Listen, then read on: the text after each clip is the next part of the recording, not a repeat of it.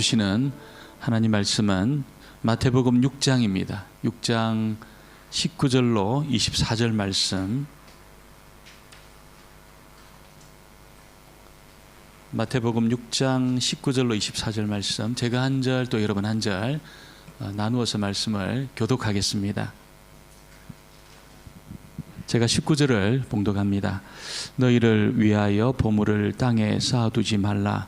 거기는 좀과 동록이 해하며 도둑이 구멍을 뚫고 도둑질하느니라. 오직 너희를 위하여 보물을 하늘에 쌓아두라.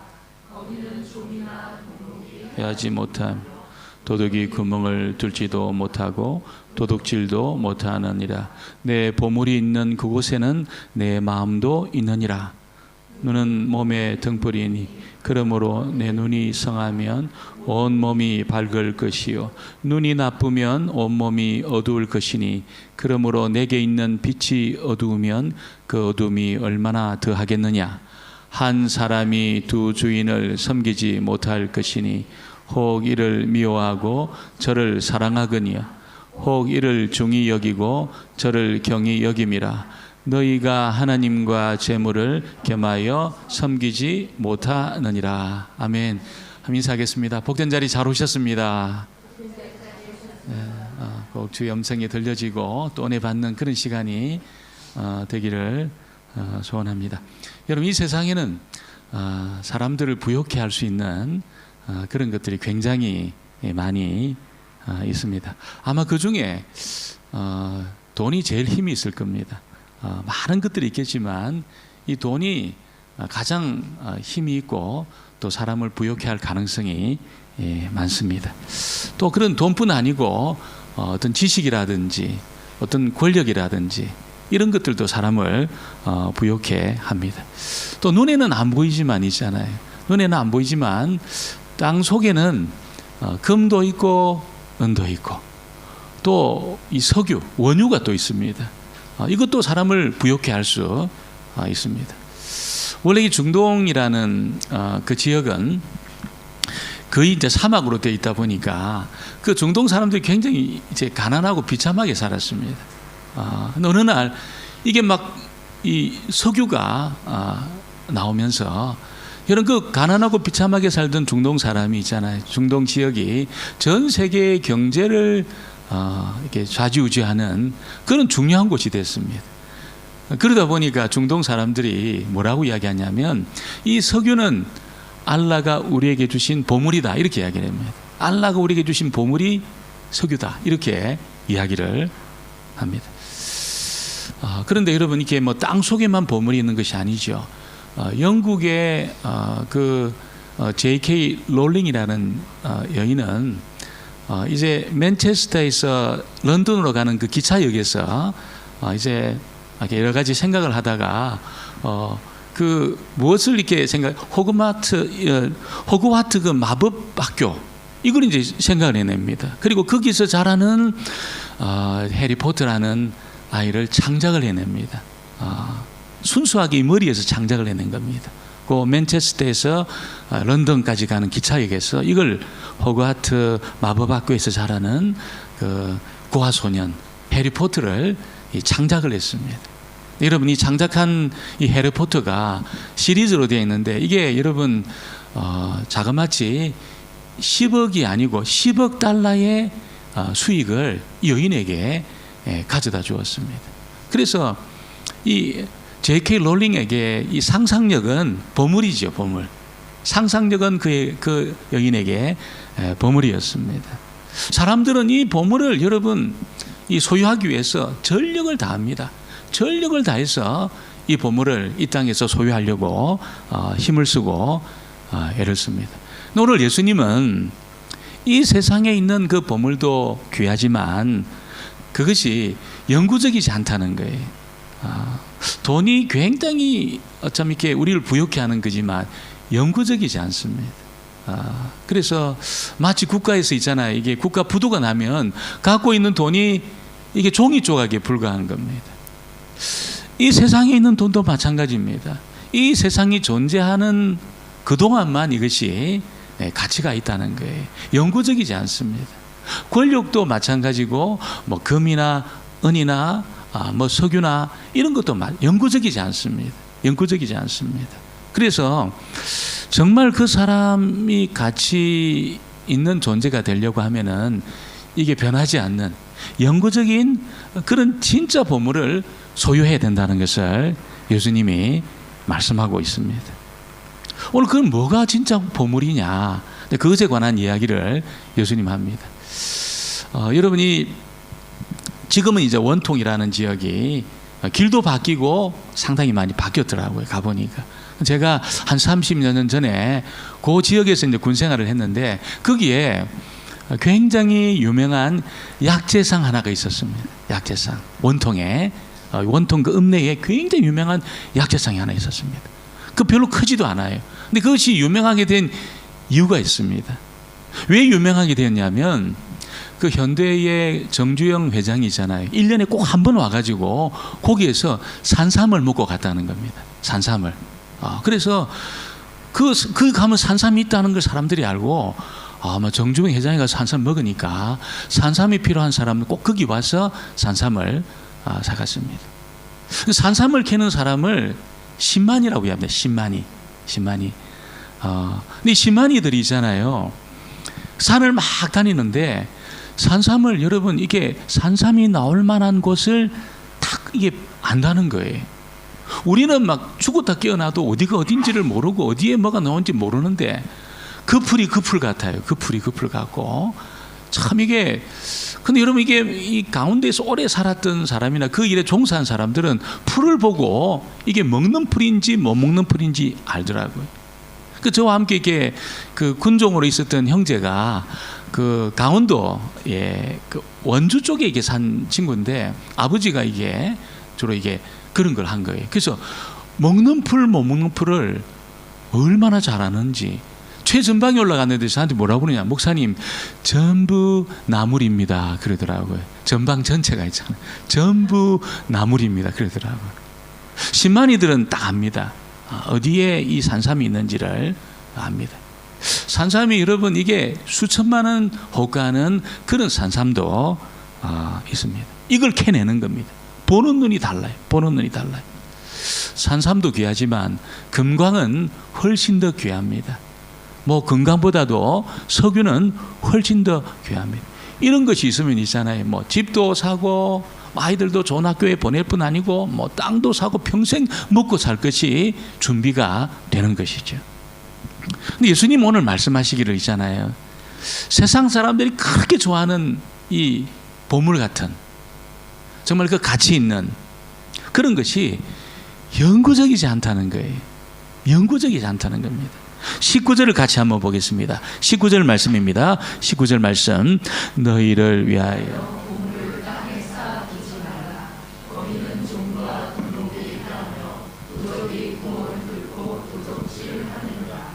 예수님이 말씀하시는 이 보물은 아마 사람들이 한평생 자기 인생을 전체로 거기 집중해가지고 소유하려고 하는 그런 것을 말합니다. 그런 것을 말합니다. 만약 어떤 사람이 여러분 평생을 내가 부자가 되기 위해서 내가 돈을 좀 벌어야 되겠다. 그러면 돈이 그 사람에게 보물이 되는 겁니다. 돈이 그 사람에게 보물이 됩니다. 어떤 분은 어떤 군인은 별을 달기 위해서 있잖아요. 별을 달기 위해서 막 전력을 다해서 군생활하고 또 지휘관을 이렇게 지휘를 받으면서 최선을 다합니다.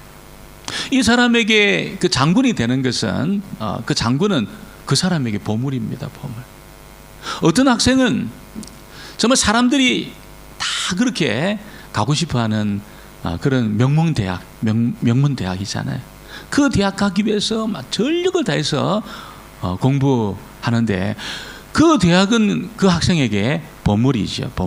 보물입니다. 근데 예수님은 이 보물을 여러분 땅에 쌓아두지 말라 그렇게 말씀하고 있습니다. 이게 무슨 말입니까? 여러분 이 말씀은 다르게 말하면 이제 땅에 있는 것들은 진정한 보물이 될 수 없다는 겁니다. 땅에 있는 것들을 보물로 생각해서 인생을 걸지 말라 그 이야기입니다. 예수님 말씀은 그 이야기입니다. 왜 그렇습니까? 왜 땅에 있는 것을 보물로 생각해 가지고 인생을 걸어 가지고 거기에 승부를 걸면 안 됩니까, 여러분? 여러분, 그 이유를 예수님 밝히고 있어요. 뭐라고 이야기하십니까? 이 땅에는 좀과 동록과 도적이 구멍을 뚫고 도둑질하기 때문이다, 이렇게 말합니다. 좀과 동록이 해하고 도둑이 와가지고 구멍을 뚫고 그것을 도둑질하기 때문에 이 땅에 있는 것을 가지고 내가 그걸 영원한 보물로 삼으려고 내 인생을 걸면 안 된다, 이렇게 말씀을 하시고 있습니다. 좀이라는 것이 뭡니까? 좀은 이게 옷에 이게 피는 겁니다. 옷에 피게 되면 옷에 구멍이 뚫립니다. 구멍이. 우리는 뭐 옷 많이 있잖아요, 많이. 옷이 많이 있어가지고 옷을 보물이다 이렇게 말하는 사람은 거의 없을 겁니다. 물론 굉장히 비싼 옷도 있습니다. 예수님 당시의 옷은 진짜 보물입니다. 겉옷이 많지 않던 그 시대에 이 겉옷은 보물에 속하는 아주 값비싼 것이었습니다. 근데 이 옷의 문제는 보관이 잘 안 되면 좀이 있습니다. 좀. 또 곰팡이 같은 것이 쓸어가지고 입지를 못해요. 입지를 못해요. 동록이라는 것이 뭡니까? 동록은 장신구에 끼는 녹입니다. 녹.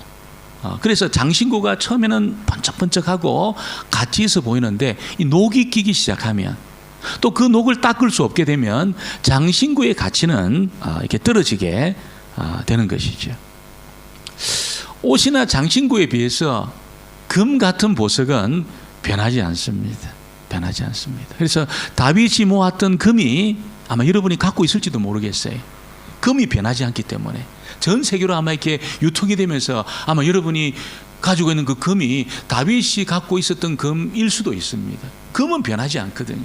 근데 금의 문제, 보석의 문제는 뭡니까, 여러분? 도둑이 든다는 겁니다. 도둑이 든다는 겁니다. 오래전입니다. 아주 오래전인데 이 홍콩이라는 데가 굉장히 시큐리티가 잘 돼 있잖아요.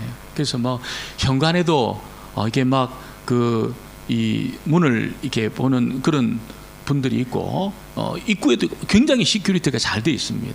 잘 돼 있는데 비교적 시큐리티가 잘 돼 있는 그 아파트에 사시던 어떤 분이 누군지는 말씀 안 하겠습니다. 어떤 분이 있잖아요. 하루는 외출을 하고 왔는데 있잖아요. 집에 그 귀금속하고 금하고 뭐 전부 다 이 도둑이 가져가 버린 거예요. 그 가치가 있잖아요. 상상을 초월할 정도로 그렇게 많은 거였어요. 많았습니다. 그래서 제가 왜 그렇게 많이 갖고 있었습니까? 다 이렇게 누가 선물도 주고 자기가 싸먹고 그랬다는 거예요. 이걸 여러분 도둑이 싹 다 가져가 버렸습니다. 그 시큐리티가 안전한 그 아파트에 살았는데 언제 도둑이 들어왔는지 다 가져간 겁니다. 도둑들은 있잖아요. 이게 어디에 보석이 있는지 누구 집에 보석이 있는지 귀신같이 압니다. 귀신같이 다 압니다. 그래서 막 때를 노려가지고 이것을 가져갈 수 있다는 겁니다. 예수님은 내 보물을 땅에 쌓아두지 말라 이렇게 말씀하시는 이 말은 그것이 가치가 없다 그런 말은 아니에요. 가치가 없다는 말씀은 아닙니다. 돈이 가치가 없습니까? 가치가 있죠. 뭐 금이 가치가 없겠습니까? 가치가 있습니다. 음식, 옷, 뭐 권력 가치가 있습니다. 권력이라는 것은 세상을 바꾸는데 결정적인 겁니다. 결정적인 것이 권력입니다. 다 가치가 있습니다. 그러나 이것들은 여러분 영원하지 않다는 거예요. 문제가 영원하지 않다는 겁니다. 더 큰 문제가 뭡니까? 우리의 영혼을 새롭게 할 수 없습니다. 금이나 보석이나 돈이나 무슨 명성이나 권력이 있잖아요. 굉장히 중요한 것들이지만 우리 영혼을 새롭게 할 수가 없습니다. 우리 영혼을 변화시킬 수가 없습니다. 우리 몸은 변하게 하는데 정말 우리 영혼을 변화시키고 새롭게 할 수 있는 그런 가치 있는 것들이 안 된다는 것이죠. 여러분, 그러면 하나님 왜 이런 거 왜 우리에게 주십니까? 왜 그런 뭐 돈이나 그런 명예나 이런 어떤 권력이나 그런 사람들이 좋아하는 그런 것들 주시는 이유가 뭡니까? 이것은 여러분 이 땅을 사는 동안에 우리의 삶을 유지하기 위해서 하나님이 주시는 선물이죠. 선물입니다. 이 땅을 살아가는데 우리를 부욕해 하는 그런 잠시 잠깐 사는 이 세상 가운데 주님 주시는 선물입니다. 선물. 영원한 가치가 아니고 우리 영혼을 새롭게 할 수 있는 그런 가치가 될 수 없는, 우리 삶을 유지하는 데 필요한 것을 하나님이 주신 것이지요. 여러분, 사람에게는 있잖아요. 저도 그렇고 여러분도 그렇고 우리에게는 영원히 사는 생명이 있습니다. 영원히 사는 생명이 우리에게 있습니다. 60년, 70년만 사는 그런 생명 말고 영원히 사는 생명이 우리에게 또 심겨져 있습니다. 이거는 어떻습니까? 이 세상에 있는 것들로는 유지가 안 됩니다. 이 세상에 있는 것들로는 이 영원한 생명을 유지할 수가 없습니다. 여러분, 예수님은 우리에게 영원한 생명을 유지하는 데 필요한 것이 무엇인지를 알려주고 있습니다. 영원한 생명을 유지하는 데 필요한 게 뭔지를 알려줍니다. 20절을 같이 보겠습니다. 20절 말씀입니다. 오직 너희를 위하여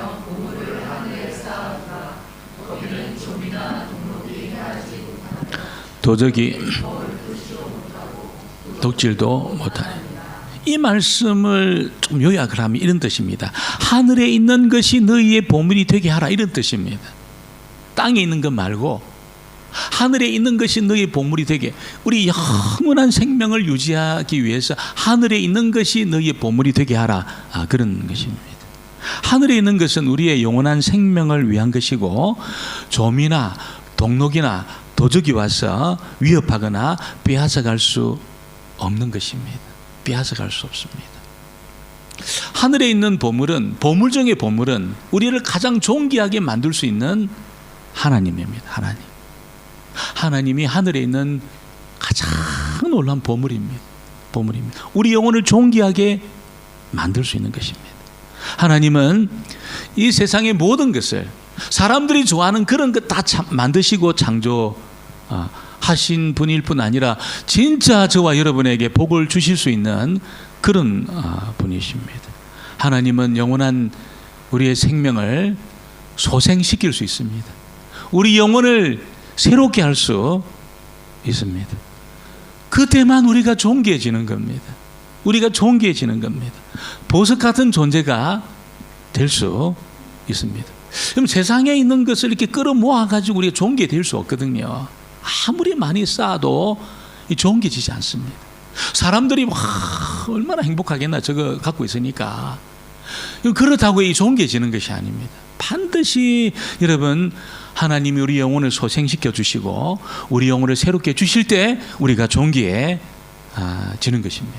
예수님은 21절에서 내 보물이 있는 곳에 내 마음도 있다, 이렇게 말씀하셔요.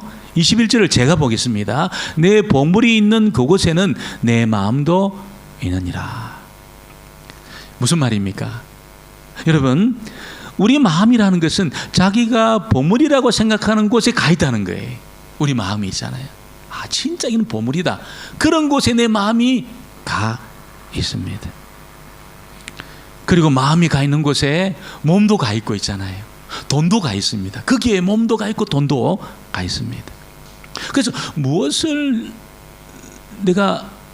위해서 내가 가장 많은 돈을 쓰고 있느냐, 무엇을 위해서 내가 가장 많은 시간을 내가 쓰고 있느냐, 지금 내가 무엇을 가장 많이 생각하고 있느냐, 이걸 보면 그 사람의 보물이 뭔지를 알게 됩니다. 만약 오늘 저와 여러분이 있잖아요. 내 영혼을 생각하고 영원히 사는 이 생명이 있잖아요. 영원히 사는 생명.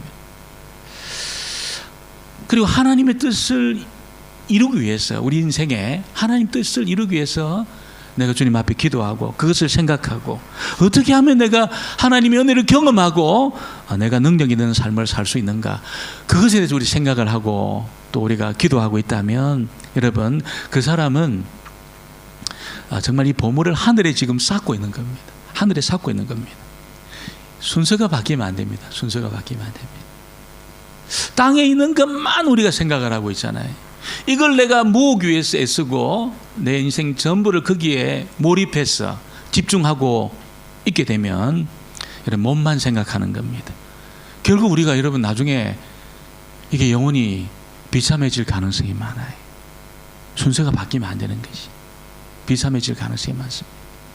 한시적인 것, 가치가 변하는 것, 우리 영혼을 새롭게 할 수 없는 것, 거기에 내가 몰입해가지고 막 내 인생 전부를 거기 걸고 산다면 결국 우리가 나중에 비참해질 가능성이 많을 겁니다.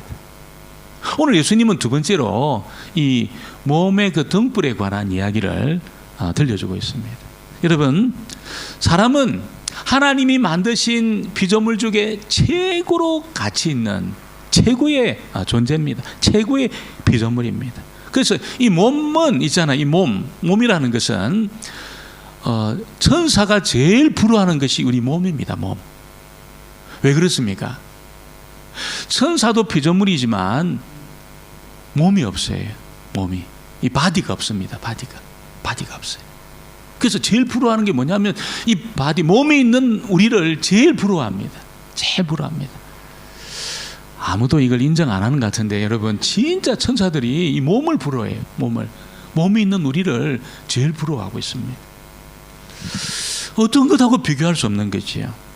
오늘 예수님 이 몸, 이 존귀한 몸의 눈이 등불이다 이렇게 말씀해요. 이 몸에 눈이 등불이다 이렇게 말씀합니다. 22절 23절 같이 볼까요? 22절 23절입니다.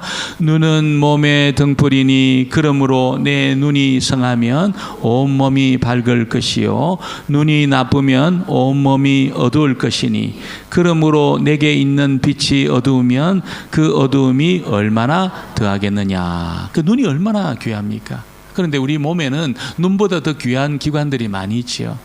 뭡니까? 눈은 이거 빼도 살아요, 사람이. 눈이 빠지면 안 되겠지만 눈알을 뺐다고 해서 죽는 거 아닙니다. 살 수 있습니다. 아프겠지만 저도 이 눈 이게 뭐 그 수술한다고 이 눈알에 막 주사를 주더라고요. 주사를. 얼마나 아픈지 막 너무너무 아픈 거예요. 그 우리 저 집사님 한 분이 눈 이게 목사님 눈 수술하고 합니다. 제 그 아픔을 제가 알기 때문에 제가 전화해가지고 집사님 기도합시다. 그 제가 이 홍콩에서 기도했습니다. 너무 아프더라고 눈이 수술하는 게. 내 정신을 수술하는 데 있잖아 이게 마취를 시켜가지고 수술하든지 그래야 되는데 정신을 말짱말짱하게 해놓고 칼이 왔다 갔다 하는 게 다 보이는 거예요. 이게 막 칼이 왔다 갔다 눈 수술하는데 그렇게 하더라고. 눈 빼도 있잖아요 삽니다. 안 죽습니다.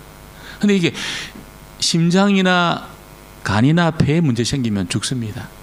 훨씬 더 중요하지요. 훨씬 더 중요합니다. 근데 놀라운 사실이 뭐냐면 우리 몸에 그 너무나 중요한 기관들이 있지만 이 빛을 흡수할 수 있는 기관은 눈밖에 없다는 거예요. 빛을 이렇게 흡수할 수 있는 기관은 눈밖에 없다는 겁니다. 그래서 눈을 통해서 빛이 들어오면 눈을 통해서 내 자신도 보고 외부의 어떤 것도 보는 겁니다. 걸어오는 것도 보고 차도 보고 볼 수 있습니다. 여러분, 이 눈은 그래서 이 몸을 바르게 가도록 그렇게 역할을 합니다. 뭐가 날라오면 피하도록 역할을 합니다. 몸을 지킬 수 있도록 역할을 합니다. 낭떠러지가 어딘지 보게 합니다. 뭐가 날라오는지 보게 합니다. 눈이 어두우면 여러분 이게 막 다 맞습니다. 다 맞습니다. 제가 그때 길 가다가 뭘 이렇게 앞을 못 보고 뭘 보고 가다가 전봇대에 부딪힌 적이 있어요. 전봇대에 걸어가다가 저 완전히 기절하는 줄 알았어요. 얼마나 아픈지 있잖아요. 부딪히는데 막. 그리고 제가 무슨 세미나를 말을 너무 많이 해가지고 무슨 세미나를 이렇게 해서 말을 많이 하고 길을 걸어가는데 있죠. 갑자기 땅이 있잖아요. 막 땅이 날로 저를 때리는 거예요. 이렇게. 제가 막 밑에 있는 땅이 날로 저를 때리는 거예요. 날로 보니 제가 쓰러진 겁니다. 이게. 이게 아프더라고요. 굉장히 아팠습니다. 여러분, 눈을 통해서 물리적인 빛이 딱 들어오면 몸이 밝아요. 몸이 밝아져요. 그래서 어디를 피하고 가고 일을 하고 그렇게 할 수 있습니다. 마찬가지로 있잖아요. 우리 영혼에 빛이 들어와야 여러분 그 인생 전체가 밝아질 수 있습니다. 영혼을 밝힐 수 있습니다. 영혼의 빛을 주고 영혼을 밝혀줄 수 있는 그 빛은 있잖아요. 어떻게 들어옵니까? 말씀을 통해서만 들어옵니다. 말씀을 통해서만. 영혼을 밝혀줍니다. 그래서 말씀의 빛이 딱 들어오게 되면 내 가치를 알아요. 내가 얼마나 존귀한 존재인지, 내가 하나님 앞에 얼마나 가치 있는 존재인지 말씀의 빛이 딱 들어오면 알게 됩니다. 이 말씀의 빛은 있잖아요. 눈이 밝는다고 해서 들어오는 게 아닙니다. 말씀의 빛은 믿음이 있을 때 들어옵니다. 막 들어옵니다. 믿음이 없으면 있잖아요. 아무리 눈이 밝아도 2.0, 2.5 해도 안 들어옵니다. 다 튕겨나갑니다. 다 튕겨나가요. 믿음이 없으면 말씀이 안 들어와요. 말씀이 안 들어와요. 여러분, 믿음으로 하나님 말씀을 듣기 시작할 때 내 자신의 가치가 여러분 얼마나 가치 있는지 알게 됩니다. 인생을 제대로 살아낼 수가 있습니다. 그래서 하나님 말씀이 들어와서 이 빛이 나를 밝혀줄 때 개인이든 가정이든 교회든 여러분 국가든 바른 방향으로 갈 수 있는 겁니다. 말씀의 빛이 없으면 전부 거꾸러집니다. 전부 길을 잃습니다. 방황합니다. 우리가 이 구약의 파노라마 계속 했지 않습니까? 구약의 파노라마 하는데 이 세상에서 있잖아요. 그 어느 세대도 경험하지 못한 하나님의 위대한 기적을 경험하고 하나님의 권능과 능력을 경험했던 세대가 있습니다. 출애굽한 세대입니다. 10가지 재앙으로 애굽을 막 그냥 박살을 내는 전능하신 하나님을 목격을 합니다. 홍해가 갈라지는 것을 목격을 합니다. 이 세대가 있잖아요. 이 세대가 목격을 해요. 여러분, 그런데 이 어느 세대도 경험하지 못 이런 세대가 없었거든요. 그 하나님의 위대하심과 위대한 기적을 경험한 이 출애굽 세대가 여러분 하나님의 그 말씀을 귓등으로 듣습니다. 귓등으로 들어요. 귓등으로 들어요. 한 귀로 듣고 한 귀로 흘러버려요. 담지를 않았어요. 담지 않았어요. 그리고 무엇에 열심을 냅니까? 말씀에 열심을 낸 게 아니고 그 약속의 땅 가나안 땅을 가기 위해서 열심을 냈습니다. 열심을 냈습니다. 40년 동안 열심을 내서 갔습니다. 가보니까 어떻습니까? 제자리였습니다. 제자리였습니다. 열심히 갔는데 있잖아요. 제자리에 와 있었습니다. 제자리에. 방황하다가 다 죽었습니다. 말씀의 빛이 안 들어오니까 있잖아요. 어디로 가야 될지를 모르는 거예요. 열심히 가기는 가는데 있잖아요. 다 방황했습니다. 자기 똑똑하다고 생각하고 막 얼마나 여러분 그 소리를 많이 외칩니까? 유대인들이 얼마나 또 똑똑합니까? 실제로 그 너무너무 똑똑했거든요. 이 유대인들이. 근데 똑똑하다고 생각하고 하나님 말씀에 귀를 기울이지 않아요. 마음의 문을 열지 않습니다. 말씀의 빛이 그 인생 가운데 들어가지 않으니까 여러분 40년 동안 열심히 살아갔는데 열심히 갔는데 제자리였어요. 제자리. 다 죽었습니다. 거기서 다 죽었습니다. 다 죽었습니다. 그냥 인생 전체를 뺑이 친 거지요. 뺑이 친 겁니다. 제자리에서 뺑뺑뺑 돌면서 있잖아요. 40년 동안 열심히 제자리 걸음하다가 다 죽었습니다. 말씀의 빛이 안 들어오니까 결국 그들이 죽게 된 것입니다. 여러분, 우리도 하나님 말씀을 볼 수 있는 믿음의 눈이 있게 되기를 주의 이름으로 축원합니다. 믿음의 눈이 있어야 됩니다. 우리가 아무리 똑똑하고 아무리 경험이 많아도 있잖아요.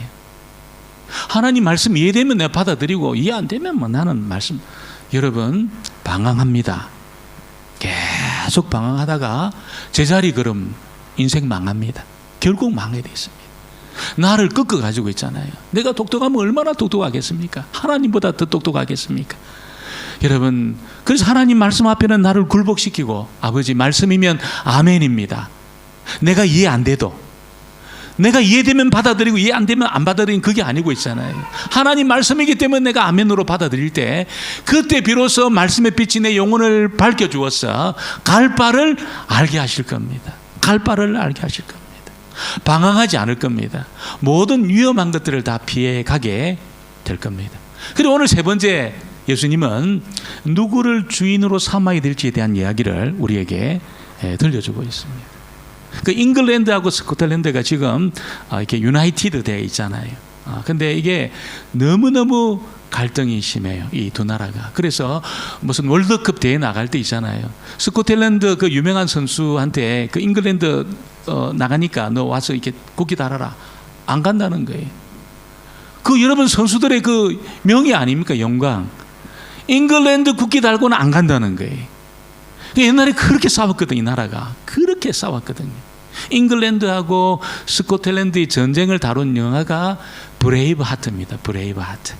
그 주인공 멜 깁슨이 막 싸우다가 잡혀요. 잉글랜드 그 포로가 돼. 포로가 되는데 너 굴복하고 우리한테 순복한다 그러면은 한 칼에 죽여주겠다. 한 칼에 제안을 해요. 한 번에 죽여주겠다 이 제안을 합니다. 만일 순종하지 네가 복종하지 않으면 네 사지를 하나씩 잘라가지고 죽이겠다 이 이야기를 해요. 근데 여러분 그 멜 깁슨 그 주인공이 뭐 굴복 안 하거든요. 딱 자기를 이렇게 막 저기서 보고 있는 스코틀랜드 병사들이 보고 있는데 굴복 안 하겠다는 사지를 잘라 나갑니다. 팔을 탁 자르고 여러분 마취해가 자른 게 아니고 그냥 잘라버려요. 근데 이런 어마어마한 소리를 질러요. 그때 다리도 자르는데 어마어마한 소리를 질러요. 그 소리는 근데 비명이 아니었습니다. 무슨 소리였냐면 프리덤, 자유를 외쳐요. 그 자유를 외쳐요. 막 들어요. 영화에 보면 들어요. 그러니까 여러분 이 스코틀랜드 이 병사들이 막 용기를 내 가지고 그 베녹번이라는 곳에서 이깁니다. 잉글랜드 이 병사들을 물리치고 전쟁에서 승리하면서 자유를 이렇게 쟁취를 합니다. 제가 그 영화 보면서 야, 이 자유가 그렇게 중요한 거구나 그런 생각을 했습니다. 세상은 있잖아요. 뭐라고 이야기하냐면 우리는 우리 자신의 것이고 이 세상을 살면서 자신이 주인이라는 주인의식을 갖고 살아라 이렇게 이야기를 합니다. 내가 주인이라는 거예요. 어느 누구도 나한테 주인 되지 못하게 해라. 너 주인의식을 가지고 살아. 이게 세상 우리에게 말하고 있습니다. 그런 세상을 살고 있습니다. 그런데 예수님은 우리에게 뭐라고 말씀합니까? 우리에게 주인이 있다는 겁니다. 우리에게 주인이 있다는 거예요. 우리가 자유인이 아니고 있죠. 우리 주인이 있다는 거예요. 주인이 있다는 겁니다. 그리고 예수님은 누구를 주인으로 삼을지 결단하라 이렇게 말씀합니다. 결단하라. 24절을 우리 다시 한번 보겠습니다. 24절 말씀입니다. 한 사람이 저를 사랑하거나 혹 이를 중히 여기며 저를 경히 여김이라. 너희가 하나님과 재물을 겸하여 섬기지 못하느니라. 한쪽을 사랑하면 다른 쪽을 미워하게 되고 한쪽을 중히 여기면 다른 쪽을 경히 여기게 된다. 여러분 여기서 예수님이 미워하라 이 말의 뜻은 그냥 막 이렇게 감정적으로 그런 뜻이 아니고 본래적인 그 가치, 본래적인 그 가치를 회복시켜라, 원상 회복시켜라 그런 뜻입니다. 미워하라 그런 뜻은. 그러니까 돈이나 재물이 우리에게 소리치는 그 소리가 뭡니까? 절대적인 가치라는 거예요. 네가 이 세상을 살려면 나는 절대적인 가치다. 돈이나 명예가 그렇게 이야기합니다. 절대적인 가치라고 우리에게 이야기를 합니다. 그래서 절대적인 가치를 부여하려고 하는데 그러면 어떻게 됩니까? 완전히 우리의 주인 되는 겁니다. 우리는 종노릇 하게 됩니다. 돈이나 명예나 세상에 있는 것들에게 절대적인 가치를 부여하는 순간에 주인 삼아요. 우리를 주인 삼아 가지고 완전히 종으로 우리를 부린다는 것이. 그래서 우리로 하여금 돈은 또 재물은 수단에 불과하기 때문에 그 이상의 것이 아니다. 그 가치를 이렇게 원래대로 회복시키라는 겁니다. 예수님 말씀은 회복시키라는 거예요. 주인 되게 하면 안 된다는 거예요. 경히 여긴다는 말이 무슨 말입니까? 경히 여긴다. 여러분 잘못된 요구를 거부하는 겁니다. 잘못된 요구 어떤 겁니까? 내가 주인이다. 내 절대적인 가치이기 때문에 내가 너의 주인이다. 돈이 그렇게 외칠 때 여러분, 우리는 뭐라고 이야기합니까? 너는 이 땅을 살아가기에 필요한 수단에 불과하다, 이렇게 외치라는 거지. 돈이 막 절대적인 가치가 있다고 막 우리에게 달려올 때 너는 이 땅을 살아가는 데 필요한 수단에 불과해, 이렇게 외치라는 거예요. 예수님 말씀은. 여러분, 우리는 하나님도 섬기고 돈도 섬길 수 있다고 생각을 해요. 하나님도 섬기면서 돈도 섬길 수 있다고 생각을 합니다. 예수님은 어느 누구도 두 주인을 섬길 수 없다는 거예요.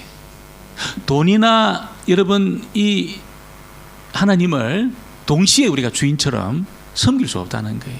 절대로 그렇게 할 수 없습니다. 종은 결코 두 주인을 섬길 수 없습니다. 물론 굉장히 이렇게 약삭 빠른 종들이 있지요.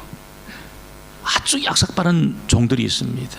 여기서 종노릇하고 저기서 종노릇하고 두 주인을 섬기는 종들이 있을 수 있습니다. 근데 문제는 뭡니까? 여러분, 이 주인이 부를 때 저 주인은 가만히 있으면 문제가 안 되는데 동시에 주인 둘이 부르면 어떻게 합니까? 동시에 부를 때 종을 들통이 나는 거예요. 주인 두 사람이 자기가 주인으로 섬기는 그 주인 두 명이 동시에 자기를 부르면 딱 들통이 나게 되어 있습니다. 들통이 나게 되어 있습니다. 이 주인한테도 버림받고 저 주인한테도 버림받게 되어 있습니다. 여러분, 예수님이 말씀을 하시는 이유는 다른 것이 아닙니다. 진정으로 가치 있는 삶을 살려면 영원하신 그 하나님을 나의 진정한 주인으로 삼아야 된다는 겁니다. 하나님 그분이 나의 진정한 주인 되도록. 여러분, 아무리 돈이 소리치고 아무리 재물이 소리치고 나한테 절대적인 가치가 있다고 소리쳐도 너 수단에 불과해 외치고 하나님만이 내 주인 될 수 있다는 것을 우리가 고백하면서 진정으로 하나님을 주인 삼으라는 것을 예수님이 도전하고 있는 것입니다. 우리는 우리의 주인을 하나로 해야 된다는 것이, 그것도 하나님 한 분을 내 삶의 주인으로 모셔야 된다는 것을 말씀하고 있습니다. 하나님이 내 인생의 주인 되고 나는 하나님의 말씀으로 부욕해 됩니다. 물질로 내가 부유해지는 게 아니고 하나님 정말 말씀으로만 내가 새로워지고 내가 부유해질 수 있습니다. 여러분, 이렇게 선포할 때 우리가 여러분 존귀한 사람이 될 겁니다. 정말 존귀한 사람이 될 겁니다. 그릇의 가치는 무엇이 담겨 있느냐로 결정합니다. 무엇이 담겨 있느냐. 존귀한 것이 담겨 있으면 존귀한 그릇이 될 수 있습니다. 무슨 쓰레기라든지 여러분 막 그냥 오물이 담겨 있으면 쓰레기통에 불과할 겁니다. 쓰레기통에 불과할 겁니다. 인생이 정말 가치 있고 의미 있으려면 많은 것을 가져야 되는 것이 아니고 진짜 보물을 소유해야 됩니다. 우리가 진짜 보물을 소유해야 됩니다. 많은 것을 가지는 게 아니라 진짜 보물을 소유할 때 여러분 그 인생이 빛나게 되고 가치 있게 될 겁니다. 여러분, 그래서 우리에게 정말 우리가 소유하고 들어와야 될 것이 있다면 하나님이고 하나님의 말씀입니다. 하나님을 내 인생의 진정한 주인으로 삼고 하나님 말씀을 내 인생에 담기 시작할 때 세상이 따라올 수 없는 그런 존귀한 하나님의 사람이 될 줄 믿습니다. 그런 사람 다 되어지기를 주의 이름으로 축원합니다. 기도하겠습니다. 아버지 하나님, 그렇습니다. 우리가 이 땅을 사는 동안 세상에서 너무 많은 소리가 들려집니다. 정말 영원한 가치가 있는 것처럼 우리 영혼을 부욕해 할 수 있는 것처럼 하나님, 그러나 세상에 있는 것들은 예수님 말씀대로 정말 이 땅에서 우리가 살아가는 데 필요한 수단에 불과한 것입니다. 하나님, 우리가 무시하는 것은 아니지만 그것에 영원한 가치를 부여하고 인생을 들여서 아버지 우리가 추구하는 그런 자가 아니라 저희들 하나님을 우리 인생의 아버지 최고로 가치 있는 존재로 우리 주인으로 그렇게 삼음으로 우리 영혼을 새롭게 하시며 우리가 존귀한 주의